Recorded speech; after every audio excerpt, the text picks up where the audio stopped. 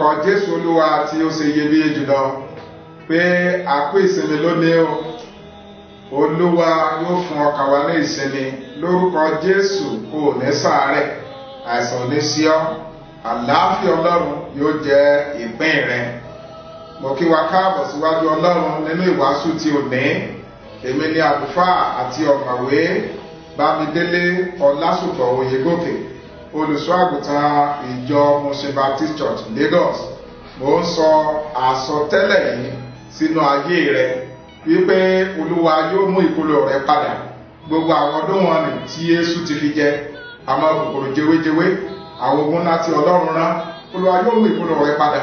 Ìwọ jẹ ní ọ̀pọ̀lọpọ̀, ìwọ sì yó, torí pé Ọlọ́run yóò fi ìyanu bá ọ lò, ojú kò sì ní tì ọ́. Mo sọ fún ọ lónìí pé Olúwa yóò bùkún ilẹ̀ rẹ, Olúwa yóò bùkún iná rẹ, Olúwa yóò bùkún èso ilẹ̀ rẹ.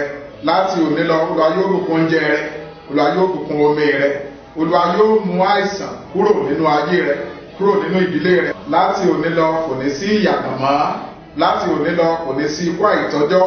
Láti òní lọ bí Olúwa ti ń bẹ tẹ́mi rẹ ń bẹ láàyè, ẹ̀mí gígùn Olúwa yóò fi dá ọ lọ́lá. Ìwà sì ní ọ̀pọ̀lọpọ̀ lórúkọ Jésù, ó sì máa gbé nínú ìbùkún Ọlọ́run ní orúkọ ti Bàbá, ní ti Ọmọ àti ní ti ẹ̀mí mímọ́. Àmín.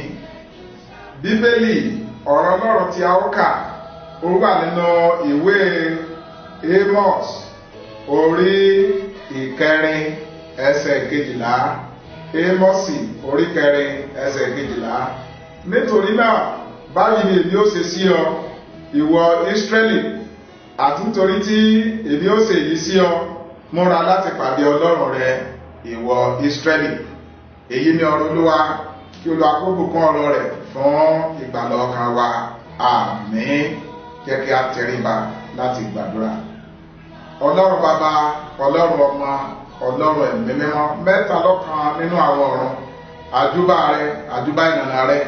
A gbé orúkọ rẹ ga nítorí pé kò sí ẹni tá a lè fi ọ́ wé, kò sí ẹni tó lè bá ọ dọ́gba. Kábíyèsí rẹ ní orúkọ Jésù Bàbá, gba ọpẹ́ wa.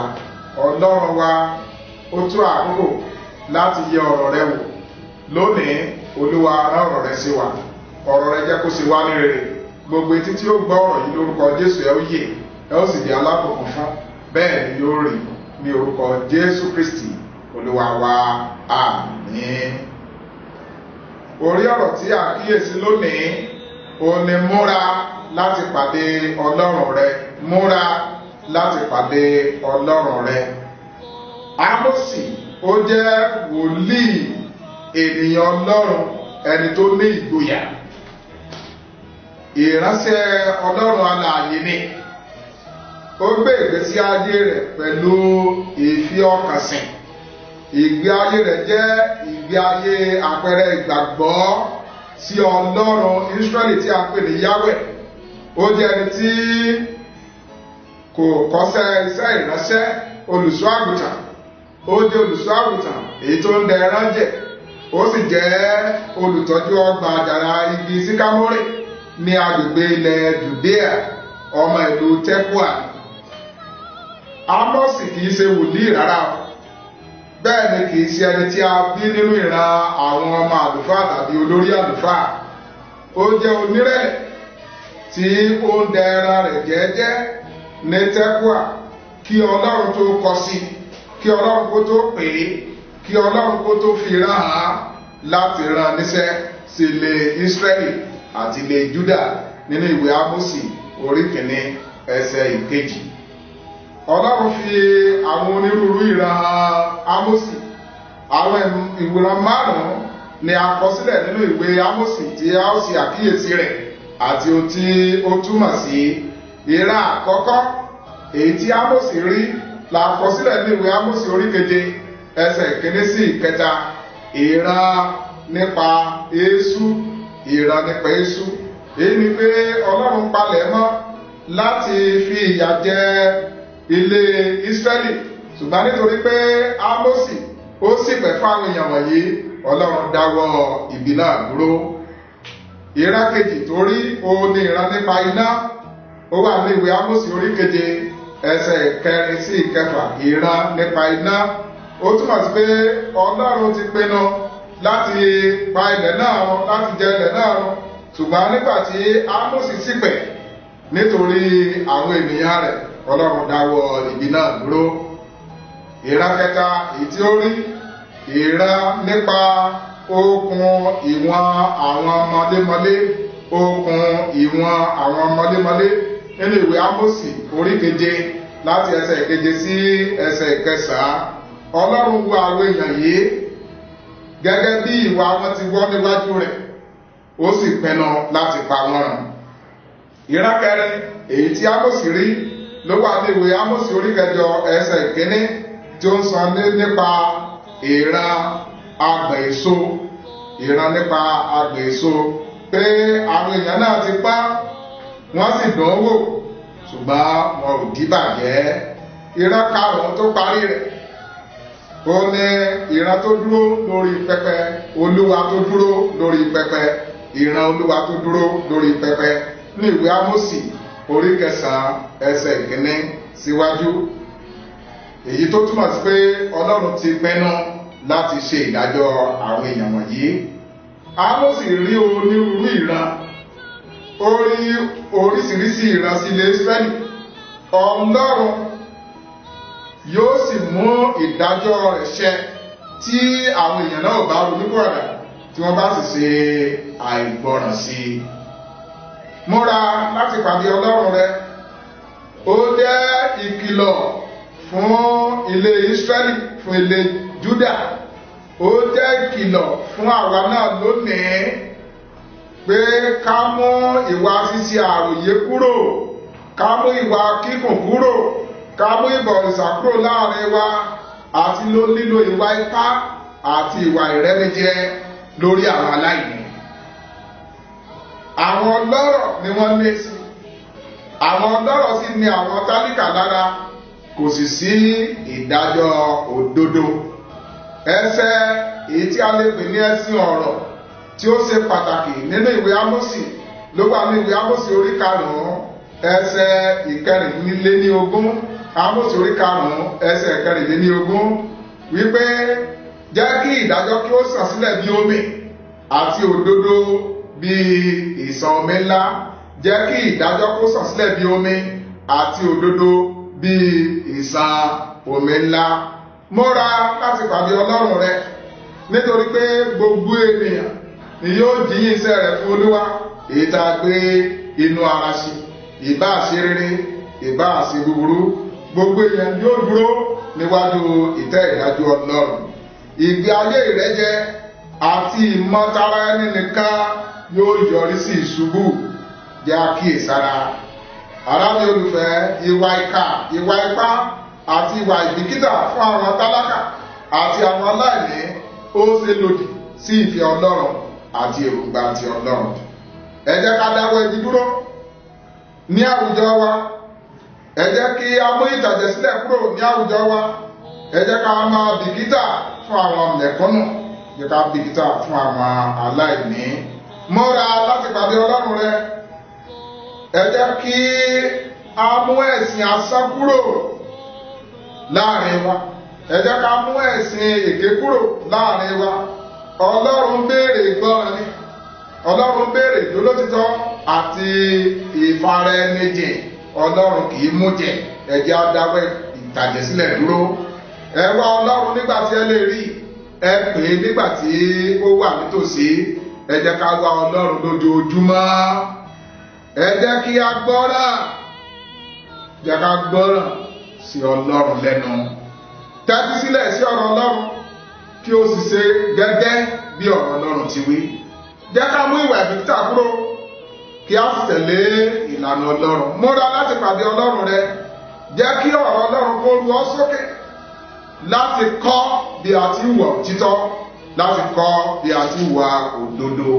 Múra láti pàdé Ọlọ́run rẹ, nítorí ọjọ́ ìdájọ́ ń bọ̀, ọjọ́ tó lẹ́rù ni, ọjọ́ tí iná yóò dolẹ̀ lẹ́yìn asusu jẹ́, ọjọ́ tí arọ yóò dilẹ̀ lẹ́yìn arẹsọ, ọjọ́ tí kẹ́kẹ́ yóò pa máa àti òrùwa lẹ́nu ni. Múra láti pàdé Ọlọ́run rẹ, kí a má bàa lè bá àti ìpín nínú ìbínú gbígbóná tó pọ̀ sórí àwọn aláìgbọràn, nínú ìdájọ́ Ọlọ́run tó ní ẹ̀rù yìí.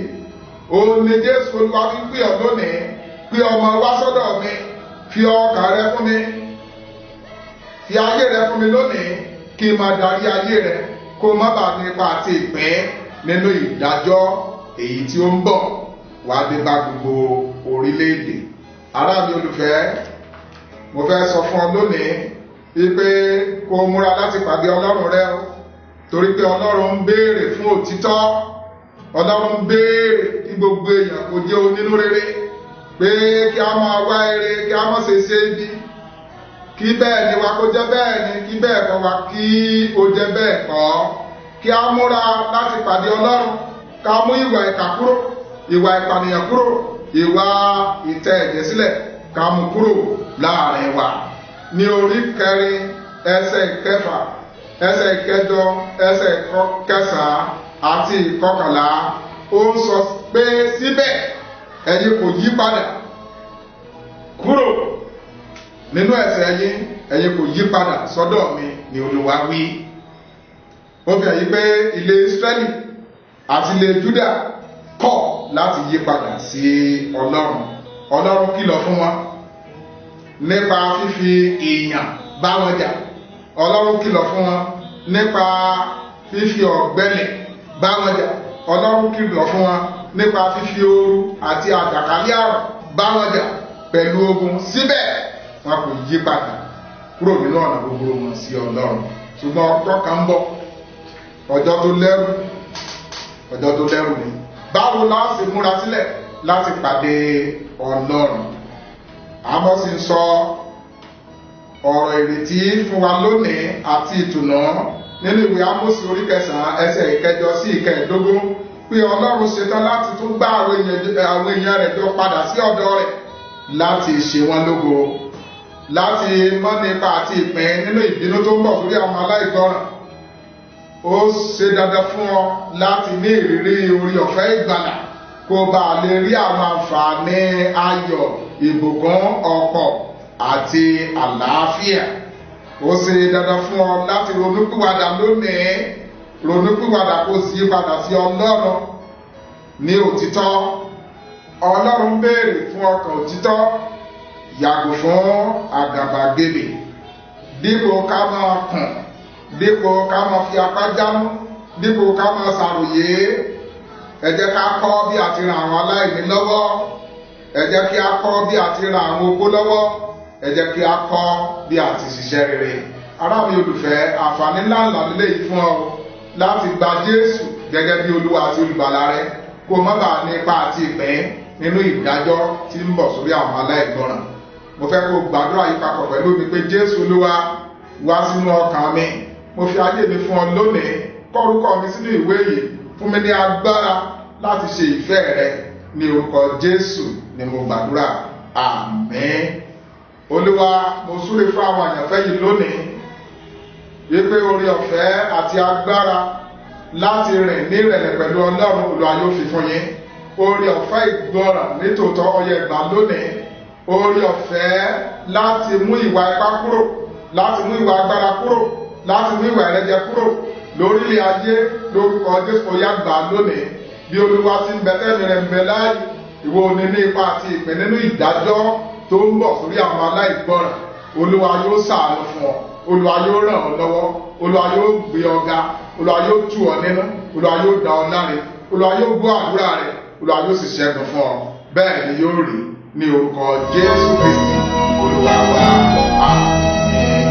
Oore ọ̀fẹ́ ló kọ́ orúkọ mi lọ́rùn, kò fi mi fún ọ̀dọ́dún kan tó gbà ìyà mi jẹ.